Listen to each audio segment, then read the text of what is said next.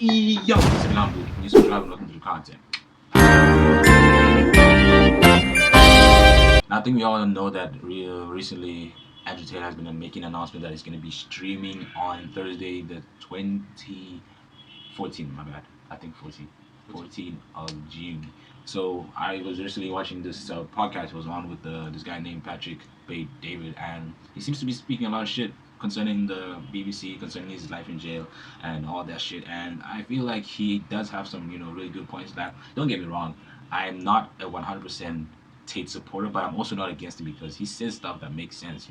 Even though you might be against him, you can't really deny the fact that he has said things that might have made you even think twice about, the world, the matrix, as he calls it. I just call it reality. He calls it the matrix. I just say, waking up to reality and then realizing that not everything is as it seems. And I feel high time we take some of that advice before, something might happen to him. He might go back to jail. He believes he might either go back to jail or they might plan to assassinate him, which both of those possibilities aren't really far from the truth, because he is a person who does seem to trigger a lot of people. Like, if you haven't seen people who have been triggered by Andrew Tate, I don't know where you live, bro, because there's just no way this man has gone on his run on this internet thing for, like, I don't know, more than a year now, and no one has ever come up and said they don't like Andrew Tate. You probably have heard it on the internet or from someone you know. Someone out there does not like this guy, and some people are willing to end him just for him to go away. So I feel like it's even if you don't support him, I feel like it's best you consider giving him a chance, giving him a listen. Maybe you might learn something. Maybe you might realize something about the reality, the matrix we live in, and so on and so forth.